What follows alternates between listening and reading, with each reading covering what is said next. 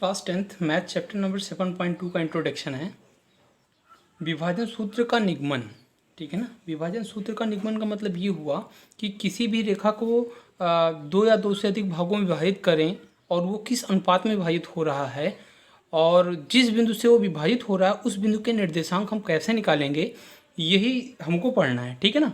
तो सर्वप्रथम हम क्या करते हैं, एक XY प्लेन बनाते हैं, ठीक है ना। ये आपका एक XY प्लेन है, ये आपका एक्स एक्सिस है, ठीक है ना। ये आपका वाई एक्सिस है, ठीक है। सॉरी, यहाँ पे डैश नहीं होता है, डैश नीचे होता है। जिधर डैश होता है वो आपका निगेटिव साइड होता है, मतलब वहाँ पे जो संख्याएं लिखी जाती हैं वो निगेटिव होती हैं, ठीक है ना। अब यहाँ पे देखिए, हमने मान लिया कि दो बिंदु हैं, एक बिंदु आपका ये है और दूसरा बिंदु हम मान लिए कि ये है, ठीक है ना। इस बिंदु को अगर हम A मान लें और इस बिंदु को B मान लें तो इस दोनों बिंदुओं का कुछ ना कुछ निर्देशांक होगा। हमने मान लिया कि इस बिंदु का निर्देशांक x1 y1 है, ठीक है ना। इस बिंदु का निर्देशांक x2 y2 है, ठीक है ना। अब इन दोनों बिंदुओं को जब हम मिला देंगे तो एक रेखा खंड बन जाएगा, ठीक है ना। अब इस रेखा खंड को हमको दो भागों में विभाजित करना है, या हम ये कह सकते हैं कि 1:2 के अनुपात में या 2:3 के अनुपात में, ठीक है ना। किसी भी अनुपात में हमको विभाजित करना है। तो एक काम करते हैं, हम कोई चर राशि से विभाजित करते हैं, जैसे m1:m2 या x:y। यहाँ पे तो XY लिखा है, हम ले लेते हैं क्या कि हम इस रेखाखंड को m1:m2 के अनुपात में विभाजित करते हैं। और इस बिंदु को हम मान लेते हैं क्या, इस बिंदु को हम मान लेते हैं कि ये हमारा बिंदु है P, ठीक है ना। और इस बिंदु के निर्देशांक हमको निकालने हैं, ठीक है ना। तो इस बिंदु के निर्देशांक हम कैसे निकालेंगे, हमने मान लिया कि इस बिंदु का निर्देशांक x, y है, ठीक है ना। अब आप ध्यान से देखिए कि इस बिंदु के निर्देशांक जो x, y है इसको हम कैसे निकालेंगे। तो हम सर्वप्रथम क्या करते हैं, सर्वप्रथम A से x एक्सिस पे एक परपेंडिकुलर लाइन खींचते हैं, इसी प्रकार बिंदु P से भी, ठीक है ना। और इसी प्रकार बिंदु B से भी एक परपेंडिकुलर लाइन हम x एक्सिस पे खींच देते हैं, ठीक है ना। पुनः एक काम करते हैं क्या, बिंदु A से जो, अब इसको नाम दे देते हैं, ये जो काट रही है x एक्सिस को, इसको हमने नाम दे दिया क्या, ये आपका R हो गया, ये आपका S हो गया, ये आपका T हो गया। फिर अब पुनः एक काम करते हैं कि बिंदु A से PS पे एक रेखा x एक्सिस के समांतर खींच रहे हैं, ठीक है ना। तो ये PS को बिंदु हम मान लिए कि बिंदु Q पे काट रही है, ठीक है ना।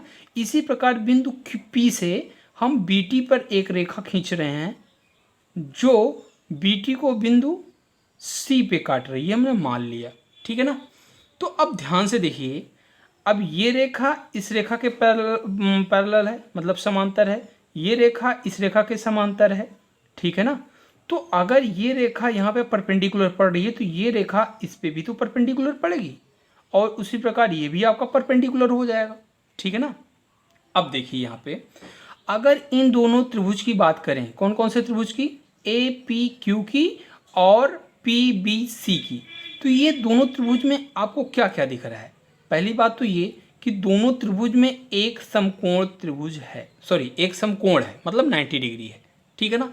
और दूसरी चीज़ क्या है, दूसरी चीज़ ये है कि देखिए ये रेखा और ये रेखा इस रेखा के समांतर है, तो मतलब खुद भी तो समांतर होंगी। तो ये रेखा इस रेखा के समांतर है और पूरी की पूरी एक रेखा AB है, ठीक है ना। पूरी की पूरी एक रेखा क्या है, AB है। तो मतलब क्या हुआ कि ये रेखा, सॉरी ये त्रिभुज का ये कोण, कोण A, और इस त्रिभुज का ये कोण, कोण P, ये दोनों कोण क्या होंगे, संगत कोण होंगे। और संगत कोण क्या होते हैं, आपस में बराबर होते हैं। तो यहाँ पे हम लिख लेते हैं क्या, त्रिभुज त्रिभुज PAQ और त्रिभुज BPC से। तो देखिए ध्यान से, ये त्रिभुज में क्या क्या बराबर आ रहा है, कोण Q इज इक्वल टू कोण C, ये दोनों कोण इक्वल है और दोनों कोण 90 के इक्वल है, ठीक है ना। और क्या है, और कोण A, कोण ए इज इक्वल टू कोण पी है। क्यों है? क्योंकि ये संगत कोण है। ये आपका क्या है? संगत कोण है। अब थोड़ा ध्यान से देखिए, आपने अगर ट्रायंगल पढ़ा होगा तो हम जानते हैं कोई भी दो त्रिभुज के अगर कोई दो कोण बराबर हो जाते हैं तो वो हमारे दोनों त्रिभुज क्या हो जाते हैं? वो दोनों हमारे त्रिभुज समरूप हो जाते हैं। तो क्या हुआ? त्रिभुज पी ए क्यू समरूप त्रिभुज बी पी सी। ये दोनों त्रिभुज क्या हो गए? हमारे समरूप हो गए। अब समरूपता से ये समरूपता, अगर दोनों त्रिभुज ये समरूप हो गए तो समरूप त्रिभुज की जो भुजाएं होती हैं वो आपस में समानुपाती होती हैं। ठीक है ना? तो कैसे यहाँ पे हम करेंगे? देखिए ध्यान से। अब यहाँ पे एक चीज़ और, समरूपता, दो त्रिभुज की समरूपता लिखने का एक तरीका होता है। कैसे? यहाँ पे आप देखिए, कोण ए और कोण पी बराबर था तो इस त्रिभुज में मैंने कोण ए बीच में लिखा है, तो इस वाले त्रिभुज में कोण पी भी बीच में लिखा है। ध्यान दीजिएगा, दोनों बराबर थे इसलिए इसको अगर बीच में लिखा तो इसको भी बीच में लिखा। कोण क्यू और कोण सी बराबर थे तो कोण क्यू हमने लास्ट में लिखा तो कोण सी भी हमने लास्ट में ही लिखा है। तो ये लिखने का तरीका है। इसको लिखने से एक फ़ायदा ये होता है कि जो हमारी समानुपाती भुजाएं हैं उनको हम एक सीरियल में लिख सकते हैं। कैसे? देखिए, पहली दो भुजा, पहली ये जो पी ए है ये एक रेखाखंड है, मतलब एक भुजा है त्रिभुज की। किस त्रिभुज की? पी ए क्यू की।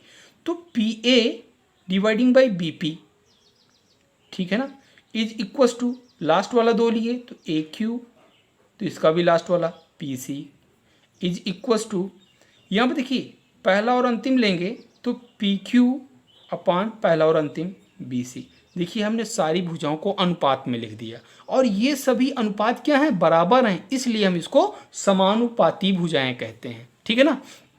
तो देखिए यहाँ पे अगर हम इसको समीकरण 1 मान लें, ठीक है ना, तो क्या होगा? आप ध्यान से देखिए, यहाँ पे हमको A Q P C, P Q B C का मान चाहिए और पी ए और बी पी, पी ए और बी पी हमने पहले से मान लिया है कि ये यमोन और यमोन अनुपात यम टू के अनुपात में ये विभाजित है। ठीक है ना?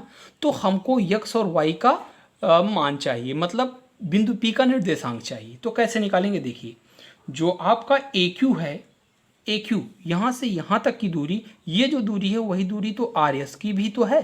ठीक है ना? तो देखिए यहाँ से यहाँ तक अगर हम इसको ओ मान लें, क्योंकि ये केंद्र है तो ओ ही होगा, ऑरिजिन। ठीक है ना? तो यहाँ पे ये x1 क्या हो जाएगा? यहाँ से यहाँ तक की ये दूरी है और यहाँ से यहाँ तक की दूरी क्या हो जाएगी? यक्स हमने जो कंसीडर किया था, तो यहाँ से यहाँ तक की दूरी आपकी क्या हो जाएगी? यक्स। ठीक है ना? तो देखिए अगर पूरी दूरी में से यहाँ से यहाँ तक की दूरी में से अगर यहाँ से यहाँ तक की दूरी घटा दी जाए तो केवल यहाँ से यहाँ तक की दूरी आएगी और यहाँ से यहाँ तक की दूरी क्या है? ए क्यू है। ठीक है ना? तो यहाँ पे देखिए हम क्या लिख सकते हैं, यहाँ पे ए क्यू को हम लिख सकते हैं आर एस। ठीक है ना? इस ए क्यू को हम आर एस लिख सकते हैं और आर एस हम कैसे निकालेंगे? ओ एस, पूरी भुजा हमने यहाँ से यहाँ तक का ले लिया डिस्टेंस ओ एस और माइनस में ओ आर कर दिया, ओ आर। ठीक है ना? अच्छा, ये ओ एस क्या था? ओ एस आपका यक्स था तो यक्स ले लिया। ठीक है ना? और ओ आर क्या था? ओ आर यहाँ से यहाँ तक की भुजा थी, यहाँ से यहाँ तक की डिस्टेंस थी, तो ये आपका क्या हो जाएगा? x1। अब इसी प्रकार अगर पी सी को निकालें तो क्या आएगा? पी सी बराबर, देखिए पी सी क्या है? पी आपका ये है, सी आपका ये है, तो देखिए यहाँ से यहाँ तक की जो माप है वही माप यस और टी की भी है। तो देखिए हम इसको क्या लिख सकते हैं? S T. ठीक है ना? अब एस टी की माप निकालनी है तो आप थोड़ा ध्यान से देखिए, यहाँ से यहाँ तक की दूरी क्या है? x2। ठीक है ना? यहाँ तक की जो दूरी है वो आपकी क्या है? x2 है और यहाँ से यहाँ तक की दूरी पहले ही से हम जानते हैं कि x है। तो इसको हम कैसे लिख सकते हैं? अगर पूरी दूरी में से इतनी दूरी घटा दें तो ये इतनी दूरी मिलेगी, तो हमने यहाँ पे क्या लिख दिया? x2, या यहाँ पे हम पहले लिख लेते हैं क्या? ये लिख लेते हैं OT। ठीक है ना? OT माइनस में OS इज इक्वल टू क्या हो जाएगा? OT का माप क्या है? OT का माप है x2, तो x2 माइनस में x हो जाएगा। ठीक है ना? अब देखिए यहाँ पे आपका ये PC हो गया। अब हमको क्या निकालना है? PQ निकालना है। तो PQ क्या हो जाएगा? PQ, अब ध्यान से देखिए, PQ ये है, हमको इसकी माप निकालनी है। इसकी माप निकालने के लिए काम कर सकते हैं क्या? पूरे में से अगर इतना हम घटा दें तो हमारा इतना आ जाएगा। हमको पूरा पता है, इतना पता है, तो इतना तो हम निकाल ही सकते हैं ना। तो देखिए पूरा कितना है? अब जो PQ है, PQ को हम क्या लिख सकते हैं? ठीक है ना? PQ को हम क्या लिख सकते हैं? पी एस माइनस में पी क्यू, क्या लिख सकते हैं, पी एस माइनस में क्यू एस माइनस में क्यू एस। पूरी दूरी में से अगर हम क्यू एस की दूरी निकाल दें तो केवल पी क्यू बचेगा और हमको पी क्यू ही चाहिए। तो देखिए पी एस आपका क्या था, पी एस यहाँ से यहाँ तक की दूरी क्या है, कोटि है ना, वाई, तो ये आपका वाई हो जाएगा। माइनस में क्यू एस क्या है, क्यू एस आपकी यहाँ से यहाँ तक की दूरी है, और जो आपका क्यू एस है वही तो आपका ए आर है, और ए आर का माप क्या है, वाई वन, तो इसको हम वाई वन लिख सकते हैं। ठीक है ना। अब देखते हैं बी सी की माप। बी सी की माप कैसे निकलेगी, बी सी, ये आपका बी सी है, अगर पूरी दूरी में से इतनी दूरी घटा दें तो क्या आएगा, बी टी माइनस में C T is equal to, B T की माप क्या है, बी टी की माप आपकी वाई टू है, तो इसको हमने वाई टू ले लिया, माइनस में सी टी क्या है आपका, सी टी यहाँ से यहाँ तक की दूरी, मतलब यहाँ से यहाँ तक की दूरी, और यहाँ से यहाँ तक की दूरी क्या है, वाई है, ये आपका वाई हो गया। अब एक काम करते हैं, इन सभी का मान अगर समीकरण एक में रखते हैं तो क्या होगा, देखिए सभी मानों को समीकरण एक में रखने पर जब रखेंगे देखिए क्या आएगा। पहली बात तो यहाँ पे पी ए है, पी ए का माप क्या था भाई, यम1 अनुपात यम2 के अनुपात में हमको विभाजित करना था, तो पी ए का मान यम1 है, तो यहाँ पे यम1 हो जाएगा। डिवाइडिंग बाई बी पी क्या है, बी पी आपका यम2 है, तो ये आपका यम2 हो जाएगा, is equal to A Q क्या है आपका, ए क्यू है आपका X minus X one, dividing by आपका पी सी क्या है, पी सी आपका x2 माइनस में x है, बराबर पी क्यू क्या है आपका y minus Y one, dividing by B C क्या है आपका y2 माइनस में y। ठीक है ना। अब देखिए एक बार इन दोनों को लेते हैं, एक बार इन दोनों को लेते हैं, तो एक बार x का मान आएगा, एक बार y का मान आ जाएगा, तो मतलब p बिंदु p के निर्देशांक हमको पता चल जाएंगे। तो देखिए पहले इन दोनों को लेते हैं, तो क्या आएगा, यम1 upon m two is equal to क्या आएगा, x minus X one dividing by x two minus x. ठीक है ना। अब ध्यान से देखिए इसका क्रॉस मल्टीप्लाई करें तो क्या होगा, देखिए यहाँ पे यम1 x2 माइनस में x आएगा is equals to m two x minus x1 आएगा। अगर मल्टीप्लाई करते हैं तो क्या आएगा, यम1 x2 माइनस में m one x is equals to m two x minus में यम2 x1। ठीक है ना। अब देखिए यहाँ पे इसको हम कर रहे हैं, ठीक है। अब देखिए यहाँ पे इस यम1 x2 को यहीं पे रहने देते हैं, ठीक है ना, यम1 x2, और इस चीज़ को इधर लाएं तो क्या हो जाएगा, प्लस में हो जाएगा, यम2 x1 इज इक्वल टू क्या हो जाएगा, ये आपका इधर है यम2 x, और ये जब उधर जाएगा तो प्लस में हो जाएगा, क्या हो जाएगा, यम1 x। ठीक है ना। अब ध्यान से देखिए इसको मैंने इस तरह क्यों किया, क्योंकि यहाँ पे देखिए x कॉमन हो रहा है। अब देखिए ये क्या हो जाएगा, यम1 x2 प्लस में यम2 x1 is equal to x हमने कॉमन किया तो आएगा यम2 प्लस में यम1। ठीक है ना। अब यम2 प्लस यम1 को अगर नीचे भेज दें तो क्या आएगा, m1 x2 प्लस में यम2 x1 डिवाइडिंग बाई यम2 प्लस में यम1 इज इक्वल टू क्या आएगा आपका, ये आपका हो जाएगा x। ठीक है ना। तो ये x का मान आ गया, मतलब बिंदु P का जो x था, x मतलब भुज, ये जो भुज है x वो आ गया। अब हमको कोटि निकालना है, तो कोटि कैसे निकलेगा, अब देखिए इन दोनों को ले रहे हैं, ठीक है ना। तो इन दोनों को लेंगे तो क्या आएगा, देखिए ध्यान से, ये आपका हो जाएगा m one upon m two is equals to y minus में y1 dividing by y2 minus में y हो जाएगा। अब देखिए क्रॉस मल्टीप्लाई करें तो कितना आएगा, यम1 y2 माइनस में y is equals to m two y minus y1। ठीक है ना। अब देखिए यहाँ पे यम1 से मल्टीप्लाई करें तो कितना आएगा, यम1 y2 माइनस में यम1 y इज इक्वल्स टू क्या हो जाएगा, यम2 y और माइनस में यम2 y1। अब यहाँ पे देखिए y और y सेम सेम है, इसको एक तरफ इसको एक तरफ, तो कितना आ जाएगा, यम1 y2 और ये इधर आएगा तो प्लस में हो जाएगा m two y1 is equals to m two y, और ये आपका उधर जाएगा तो माइनस से प्लस हो जाएगा यम1 y ठीक है ना। अब देखिए यहाँ पे इसको हम लिख सकते हैं m1y2 प्लस में m2y1 इज इक्वल टू, अगर y कॉमन ले ले तो क्या बचेगा, m2 प्लस में m1, ठीक है ना, ये आपका हो जाएगा। अब देखिए ध्यान से यहाँ पे अगर इस चीज़ को नीचे ट्रांसफ़र कर दें तो मल्टीप्लाई में इधर डिवाइड में हो जाएगा। तो y बराबर क्या आएगा, y बराबर आपका हो जाएगा m1y2 प्लस में m2y1 डिवाइडिंग बाई आपका हो जाएगा m2 प्लस में m1 हो जाएगा, ठीक है ना।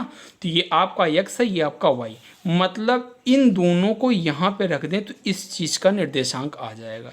अब देखिए m1 और m2 कुछ भी हो सकता है, m1 और m2 क्या है, m1 अनुपात m2 के अनुपात में इस रेखा AB को हम विभाजित कर रहे हैं, तो उस जिस बिंदु से ये विभाजित हो रहा है उस बिंदु का निर्देशांक क्या है, ये दोनों है, ठीक है ना।